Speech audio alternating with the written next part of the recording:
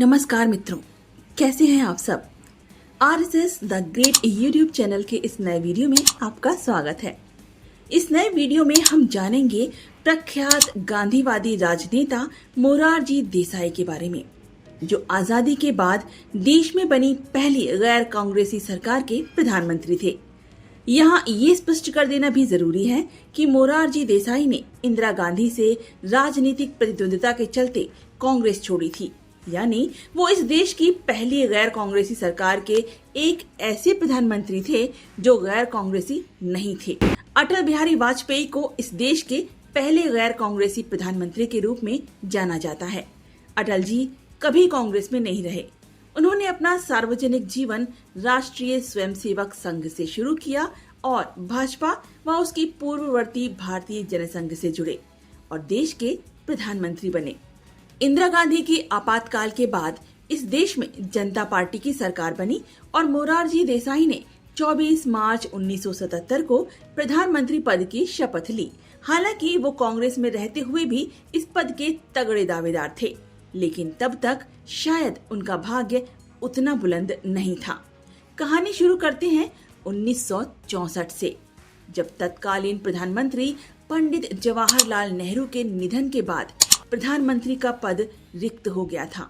मोरारजी देसाई इस पद के प्रबल दावेदार थे, लेकिन कांग्रेस के अंदर चल रही गुटबाजी के बीच वो अपने साथ ज्यादा समर्थक नहीं जुटा सके थे। ऐसे में प्रधानमंत्री बनाए गए लाल बहादुर शास्त्री। पंडित नेहरू के निधन के चलते इंदिरा गांधी से सहानुभूति थी। वो शास्त्री जी की सरकार में सूचना एवं प्रसारण मंत्री बनी। 1965 में हुए भारत पाकिस्तान युद्ध में जीत का क्रेडिट तत्कालीन प्रधानमंत्री शास्त्री को मिला। इसी बीच एक बार फिर ऐसा दौर आया जब वर्ष 1966 में लाल बहादुर शास्त्री के निधन के बाद प्रधानमंत्री का पद रिक्त हो गया। इस बार मोरारजी और इंदिरा गांधी में सीधी टक्कर थी। कांग्रेस के तब अध्यक्ष थे के कामराज और पार्टी के अन्य बड़े नेता प्रधानमंत्री पद के लिए इंदिरा गांधी को मजबूत दावेदार नहीं मानते थे। मोरारजी देसाई तो उन्हें गूंगी गुड़िया कहा करते थे। तमाम अंतर विरोधों के बावजूद इंदिरा ही प्रधानमंत्री बनी। प्रधानमंत्री बनने के बाद इंदिरा का समाजवादी रूप दिखने लगा। पार्टी के वरिष्ठ नेता से सलाह लेने की बजाय वो अपने पिता की तरह सीधे जनता से संवाद करने लगी। देखते ही देखते पार्टी की अंदरूनी कलह खुलेआम गुटबाजी में बदल गई। मोरारजी देसाई का गुट सिंडिकेट कहलाया, जबकि इंदिरा का गुट इंडिकेट। फरवरी 1966 में लोकसभा के आम चुनाव हुए तो कांग्रेस की 95 सीटें कम हो गईं। प्रधानमंत्री पद को लेकर इंदिरा और मोरारजी देसाई में फिर टकराव हुआ। प्रधानमंत्री तो इंदिरा ही बनी, पर मोरारजी उप प्रधानमंत्री और वित्त मंत्री का पद लेकर ही माने। 2 महीने बाद राष्ट्रपति चुनाव को लेकर भी दोनों गुटों में टकराव हुआ। राजनीतिक शह और मात के इस खेल में इस बार भी इंदिरा ही जीती और अपने पसंदीदा उम्मीदवार जाकिर हुसैन को राष्ट्रपति बनवाने में कामयाब रही। बैंकों के राष्ट्रीयकरण और राजाओं के प्रीवी पर्स खत्म करने के फैसले को लेकर मोरारजी फिर से इंदिरा के खिलाफ खड़े थे। एक समय ऐसा भी आया जब इंदिरा ने 16 जुलाई 1969 को मोरारजी को वित्त मंत्री पद से हटा दिया। इसके बाद मोरारजी ने उप प्रधानमंत्री पद से भी इस्तीफा दे दिया। इस बीच जाकिर हुसैन के निधन के बाद राष्ट्रपति पद फिर से रिक्त हो गया। सिंडिकेट नीलम संजीव रेड्डी के पक्ष में था, जबकि इंदिरा ने वीवी गिरी को अपना उम्मीदवार घोषित किया था। आखिरकार राष्ट्रपति पद पर वीवी गिरी ही जीते। इस जीत के बाद इंदिरा ने कड़ा फैसला लेते हुए 14 बैंकों का राष्ट्रीयकरण किया। कांग्रेस 2 धड़ों में बंट गई। सिंडिकेट धड़े को कांग्रेस ओ और इंदिरा की कांग्रेस को कांग्रेस आई कहा गया। वर्ष 1971 में हुए लोकसभा के आम चुनाव में कांग्रेस ओ, जनसंघ और अन्य पार्टियों ने महागठबंधन बनाया और नारा दिया, इंदिरा हटाओ। दूसरी ओर इंदिरा ने गरीबी हटाओ का नारा दिया। इंदिरा का नारा भारी पड़ा और वो 2/3 बहुमत के साथ सत्ता में आ गईं। उधर रायबरेली में इंदिरा से हारे समाजवादी नेता राज नारायण ने उनके खिलाफ इलाहाबाद हाई कोर्ट में याचिका दायर कर रखी थी। 1975 में फैसला आया। इंदिरा दोषी करार दी गईं और उनकी सदस्यता रद्द करने के साथ उनके चुनाव लड़ने पर भी रोक लगा दी गई।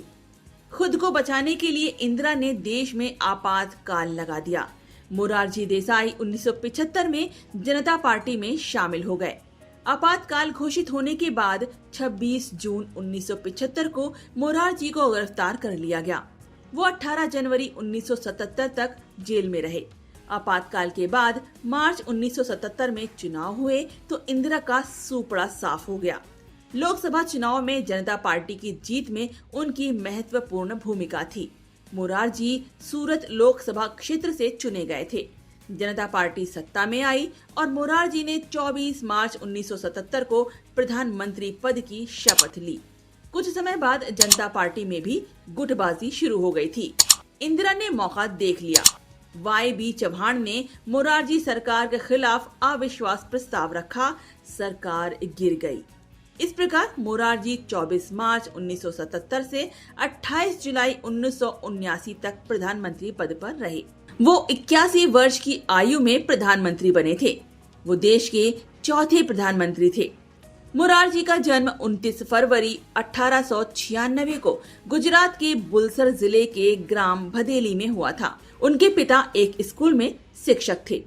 उन्होंने सेंट बुसर हाई स्कूल से मैट्रिक की परीक्षा उत्तीर्ण की।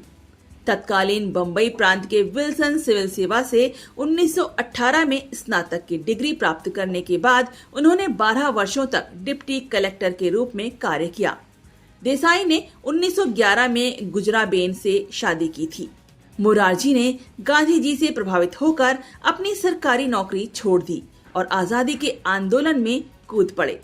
उनको स्वतंत्रता संग्राम के दौरान 3 बार जेल जाना पड़ा। वो 1931 में अखिल भारतीय कांग्रेस समिति के सदस्य बने और 1937 तक गुजरात प्रदेश कांग्रेस कमेटी के सचिव रहे। वर्ष 1946 में बम्बई प्रांत के गृह मंत्री बने और वर्ष 1952 में बम्बई के मुख्यमंत्री बने। राज्यों को पुनर्गठित करने के बाद मोरारजी 14 नवंबर 1956 को वाणिज्य एवं उद्योग मंत्री के रूप में केंद्रीय मंत्रिमंडल में शामिल हुए। बाद में उन्होंने 22 मार्च 1958 से वित्त मंत्रालय का कार्यभार संभाला। प्रधानमंत्री के रूप में वो चाहते थे कि भारत के लोगों को इस हद तक निडर बनाया जाए कि देश में कोई भी व्यक्ति, चाहे वो सर्वोच्च पद पर ही क्यों ना आसीन हो, अगर कुछ गलत करता है तो कोई भी उसे उसकी गलती बता सके। उन्होंने बार बार ये कहा कि कोई भी, यहाँ तक कि प्रधानमंत्री भी, देश के कानून से ऊपर नहीं होना चाहिए। उनके लिए सच्चाई एक अवसर नहीं बल्कि विश्वास का एक अंग था। मुश्किल परिस्थितियों में भी वो प्रतिबद्धता के साथ आगे बढ़ते गए। 10 अप्रैल 1995 को मोरारजी का 99 वर्ष की आयु में निधन हो गया। और अंत में मित्रों, ये वीडियो आपको कैसा लगा ये कमेंट बॉक्स में लिखकर जरूर बताइएगा और जाते जाते इस चैनल को सब्सक्राइब और लाइक करना बिल्कुल ना भूलें। धन्यवाद।